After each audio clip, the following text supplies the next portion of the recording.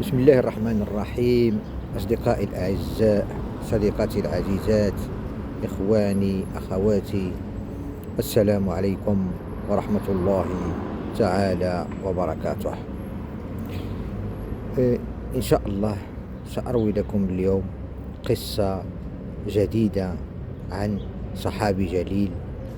في واحد المجموعة الصحابة كنا كنسمعوا عليهم، ولكن ما كناش كنعرفوا القصص ديالهم الحقيقية، وهي قصص تستاهل في الحقيقة الدراسة والتأمل والتمعن والأخذ بها كمعيار أو كقدوة.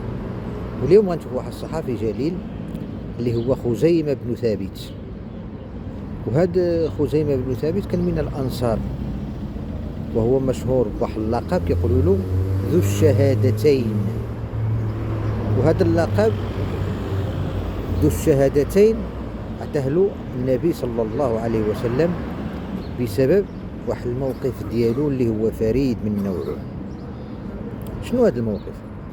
هو ان الرسول صلى الله عليه وسلم كان شارى واحد الفرس واحد الاعرابي، وكانوا غير وحديته، ما كانوش الشهود. وجا داك الاعرابي تقلب على الرسول صلى الله عليه وسلم وقال له انا ما بعت لك والو. عندها وقف هاد خزيمة وقال أنا أشهد أنك بعت الفرس للنبي. فهمتي؟ هذاك ايش كيقولوا له داك الأعرابي باع الفرس من الرسول صلى الله عليه وسلم وتقلب عليه قال أنا ما بعت لك والو، بما أن ما كانوش الشهود إذا كان يمكن يغلبوا. ولكن هاد خزيمة وقف وقال لهم أنا كنشهد بأن الأعرابي باع الفرس للنبي. هنايا تعجب الرسول صلى الله عليه وسلم وتبسم وقال كيف تشهد يا خزيمة ولم تكن حاضرا؟ كيفاش كتشهد انت ما كنتيش معنا؟ صغير جاوبوا خزيمة بكل ثقة يا رسول الله إني أصدقك في خبر السماء، فكيف لا أصدقك في هذا؟ قال له أنا صدقتك بالخبر ديال السماء، كيفاش ما نصدقكش في هذا؟ عندها ابتسم النبي صلى الله عليه وسلم وقال من شهد له خزيمة فحسبه. ومنذ ذلك اليوم صار خزيمة بن ثابت معروف بذو الشهادتين، لأن الشهادة ديالو كانت تعادل شهادة رجلين.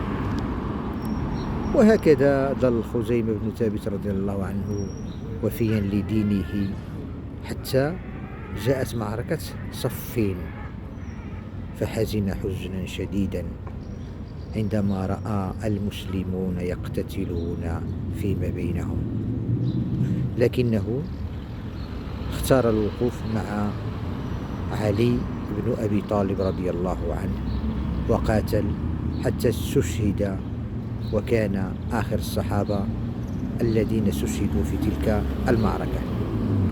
هكذا كان خزيمة بن ثابت رجلا من أهل الوفاء والإيمان الراسخ، حتى جعل النبي شهادته تعادل شهادة رجلين.